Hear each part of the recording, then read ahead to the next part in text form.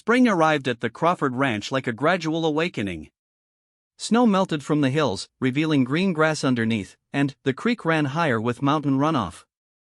Margaret had been there 3 months, and the rhythm of ranch life felt natural now. Her children had grown brown from the mountain sun and confident in ways that surprised her daily. Emma could gather eggs from the chickens without fear, and Danny had learned to whistle like John to call the border collie.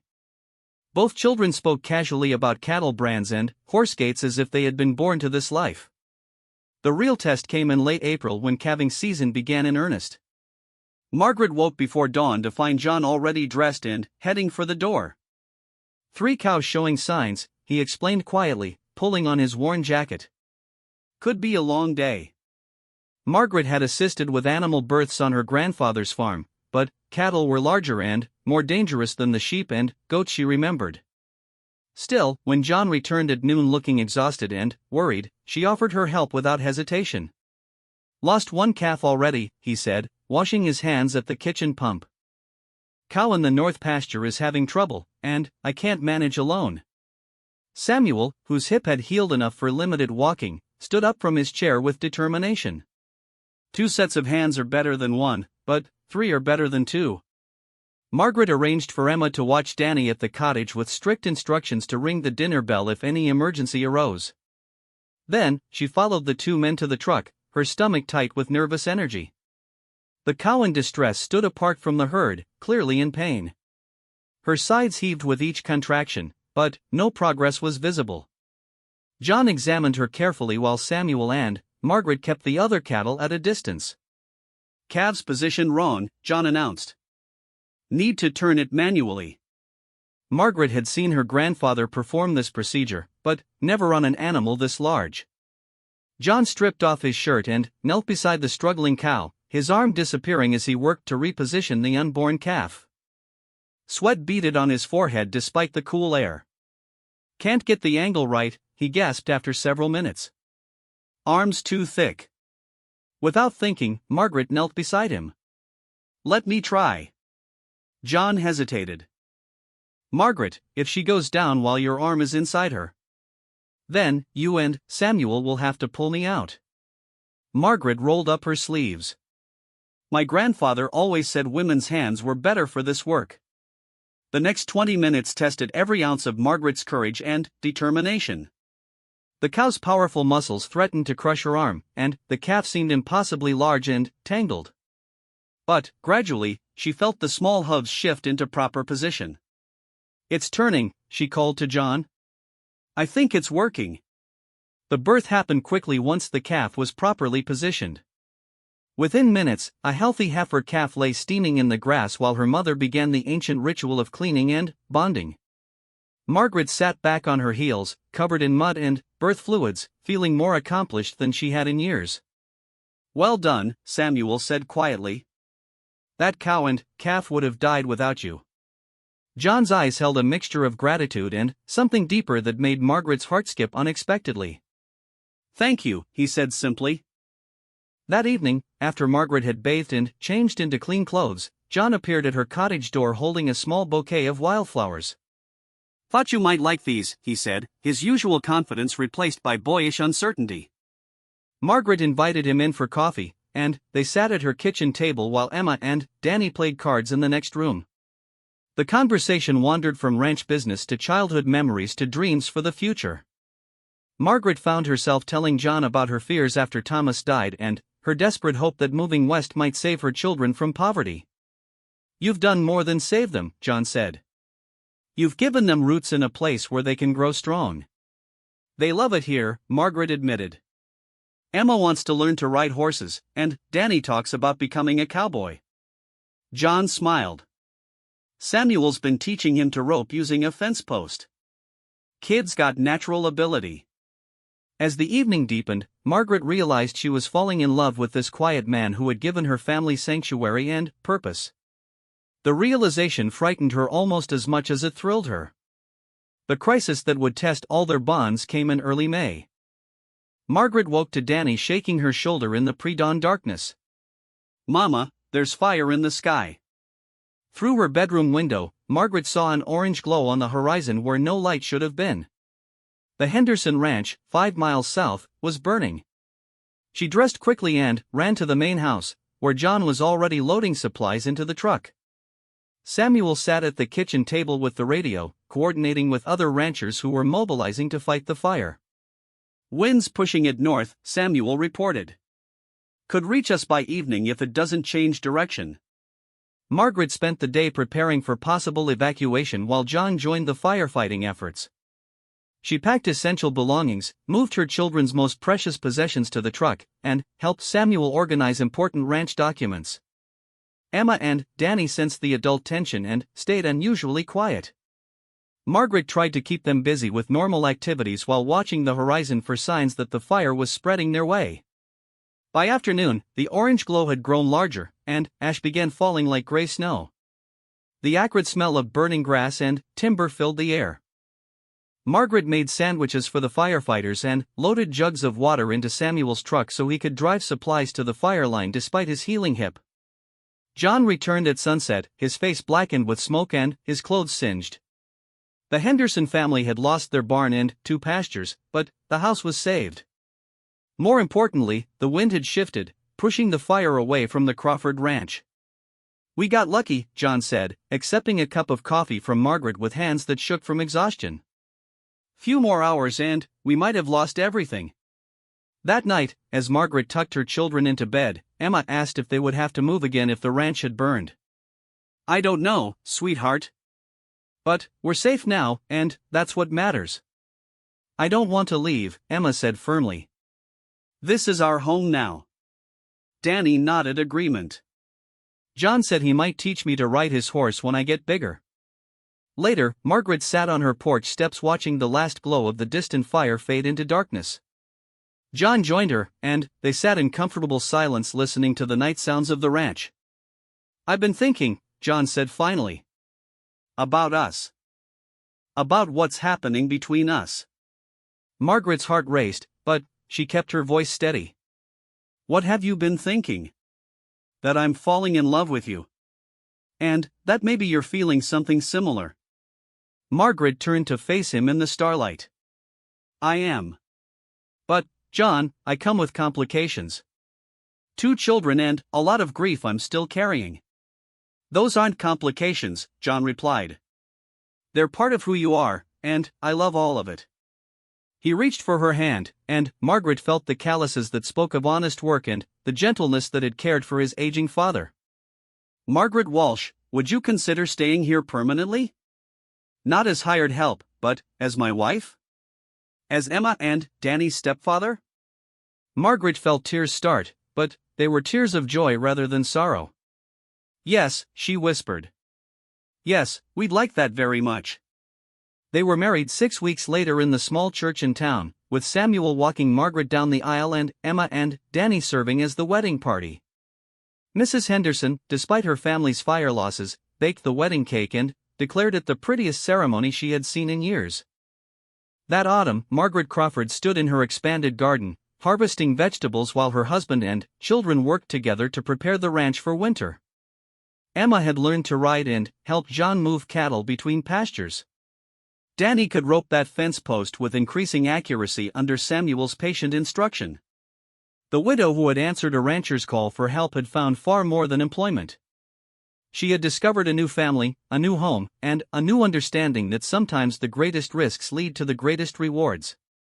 In the wide Montana sky and the endless grassland, she had built a future that honored her past while embracing all the possibilities that tomorrow might bring. Margaret's first week at the Crawford Ranch tested every skill she thought she possessed. John's father, Samuel, proved to be a stubborn patient who refused to stay in bed despite his healing hip.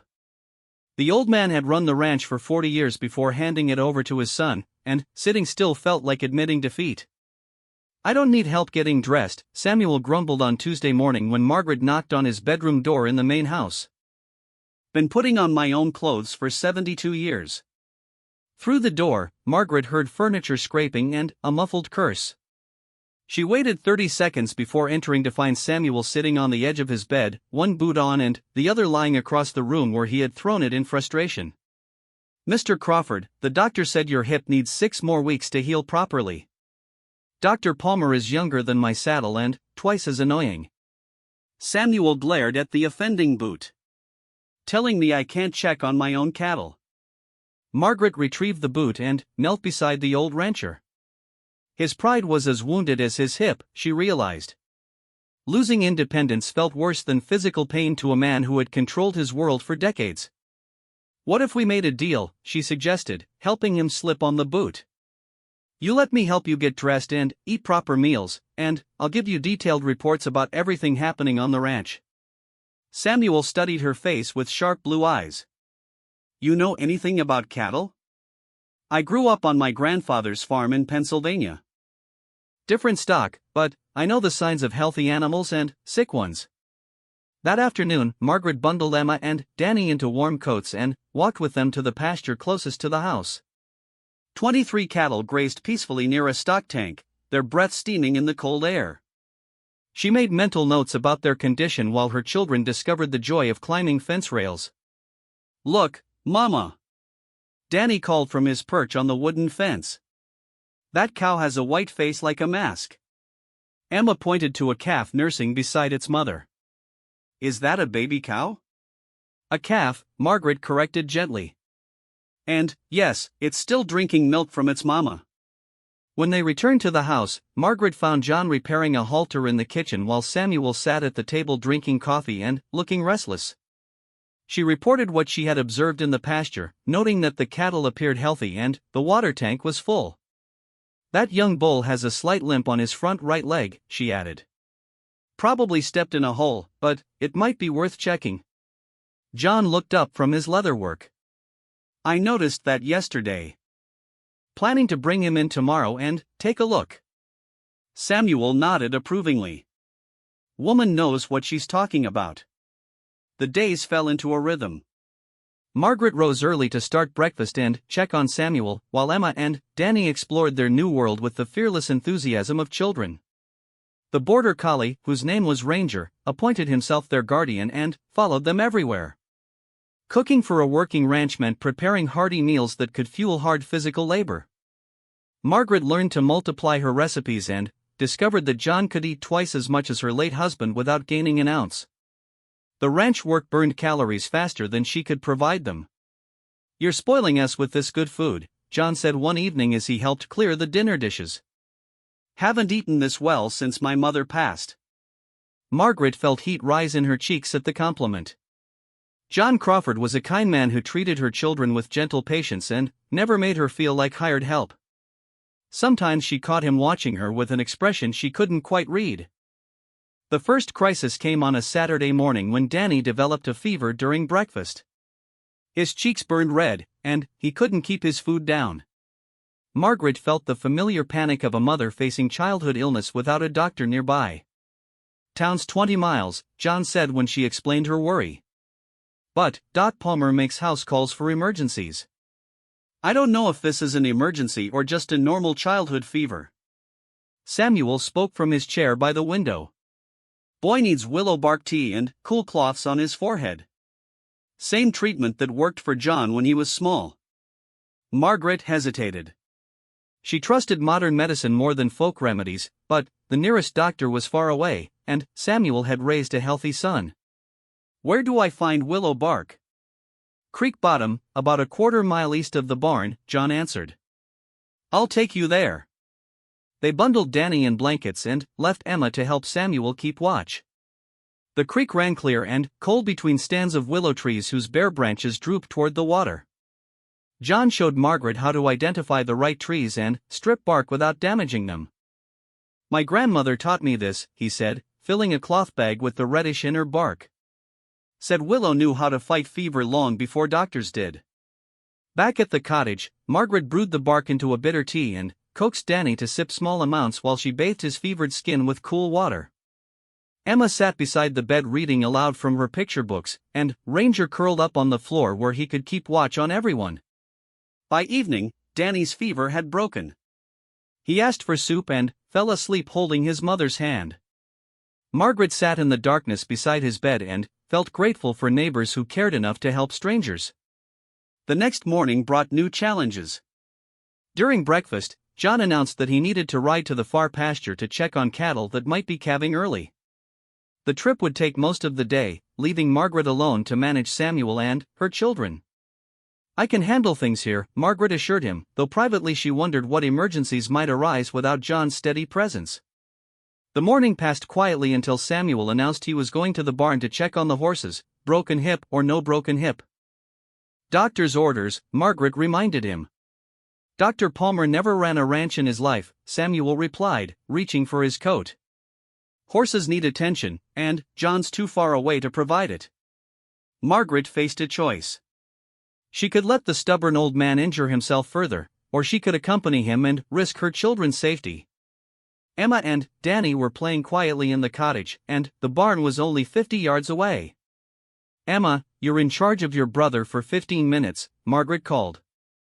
"Stay inside and don't answer the door for anyone except Mr. Crawford or me." At the barn, Samuel moved slowly but purposefully among the 6 horses in their stalls. He checked water buckets, measured hay, and ran experienced hands over each animal's legs and back. Margaret watched him work and realized this wasn't stubbornness but love. The ranch animals were his life's work, and forced separation felt like abandonment. "That mare in the end stall is favoring her left rear hoof," Samuel noted, pointing to a brown horse that stood with one leg slightly raised. "Probably picked up a stone." Margaret held the horse's halter while Samuel lifted the hoof and examined it carefully. His movements were gentle despite his gruff manner, and the mare stood calmly for his inspection. "There it is," he said, using a metal tool to pry a small rock from the horse's shoe. "Would have made her lame if we'd left it." They returned to the house to find Emma teaching Danny how to play solitaire with a deck of cards she had found in a kitchen drawer. Both children looked up with bright smiles when Margaret entered. "We were good," Emma announced. "Danny only tried to go outside once."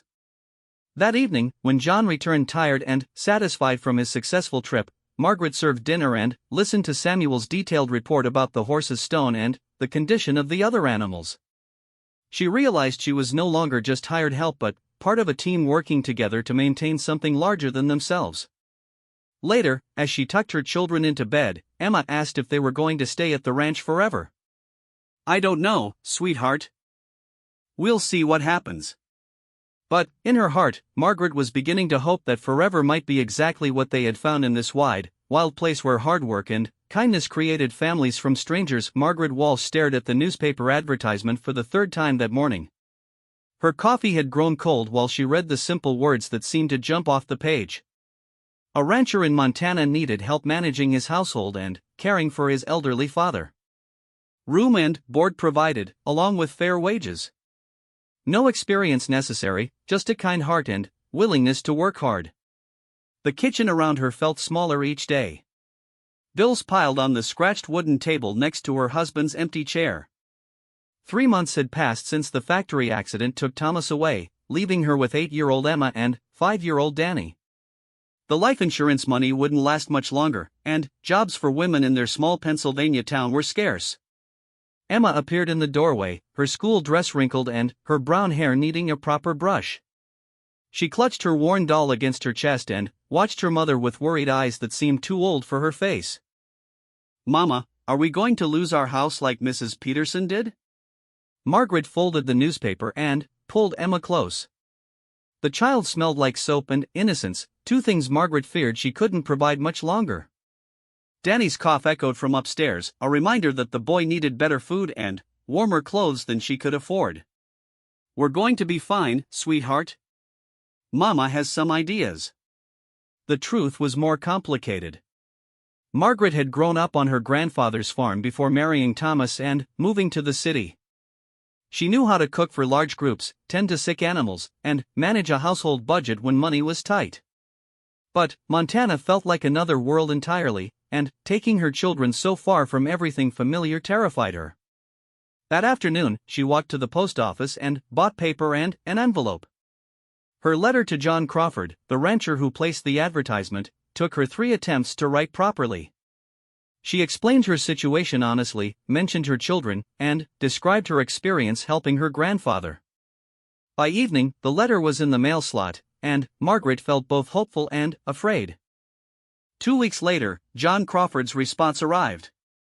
His handwriting was neat and careful, and his words were direct but kind. He needed someone who could cook, clean, and help care for his father who was recovering from a broken hip. The ranch was isolated, 20 miles from the nearest town, but he had built a comfortable cottage for whoever took the job. He didn't mind that she had children.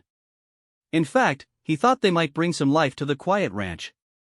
Margaret made her decision that night after tucking Emma and Danny into bed. She would sell their furniture, pack their few belongings, and take the train west. The unknown felt less frightening than watching her children grow thinner and sadder each day. The train journey took 3 days. Emma pressed her face to the window and counted cows while Danny slept against Margaret's shoulder. The landscape changed from crowded cities to rolling farmland to vast open spaces that stretched beyond the horizon. Margaret had never seen so much sky or felt so small beneath it. John Crawford waited for them at the train station in Billings.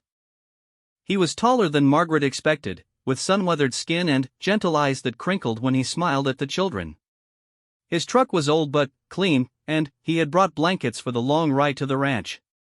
"The road gets rough about halfway there," he warned, loading their 2 suitcases into the truck bed. "But the cottage is warm, and Mrs. Henderson from town brought groceries yesterday." Emma climbed into the front seat between Margaret and John while Danny curled up with a blanket in the back. The road wound through hills covered with sagebrush and scattered pine trees. Cattle dotted the landscape like dark spots on a green canvas. "Are those all your cows?" Emma asked, pointing to a group grazing near a creek. "Most of them," John replied. "We run about 300 head of beef cattle. Plus some horses and a few chickens that think they own the place." The ranch appeared gradually as they topped a hill. The main house sat in a grove of cottonwood trees, with a red barn and several outbuildings scattered nearby. A smaller house, painted white with blue shutters, stood about 50 yards away. Smoke rose from its chimney, and yellow light glowed in the windows. "That's your place," John said, nodding toward the cottage. "I lit the stove this morning so it would be warm when you arrived." Margaret felt tears threaten as they pulled into the yard. Chickens scattered from their path, and a border collie bounded over to investigate the newcomers. The cottage looked like something from a picture book, with a covered porch and a garden plot waiting for spring planting. Inside, the cottage was simple but complete. 2 bedrooms, a kitchen with a wood-burning stove, and a living room with comfortable furniture. Someone had stocked the pantry with basic supplies and left fresh bread on the counter. "The well water is good," John explained, showing them how to work the hand pump in the kitchen. "And there's plenty of firewood stacked on the porch. If you need anything, just ring the dinner bell outside. I can hear it from the main house." That first night, Margaret tucked her children into the smaller bedroom and sat alone in the kitchen. The silence felt different from the city quiet she knew. Here, the absence of sound seemed alive with possibility rather than empty with loss. Coyotes called in the distance, and the wind whispered through the cottonwood trees. She had made the right choice. Whatever challenges lay ahead, her children would have clean air, good food, and room to grow. And, maybe, if she worked hard and proved herself valuable, they could build a new life in this wide-open place where the sky seemed to promise that anything was possible. The next morning, Margaret woke before dawn and started coffee on the wood stove. Through the kitchen window, she watched John emerge from the main house and head toward the barn. Steam rose from his coffee cup in the cold air, and his movements spoke of years of routine and purpose. She had work to do and children to feed. But, for the first time in months, Margaret Walsh felt ready to face whatever came next. The widow and her children had found their way to a place where hard work and determination might be enough to build something new and lasting.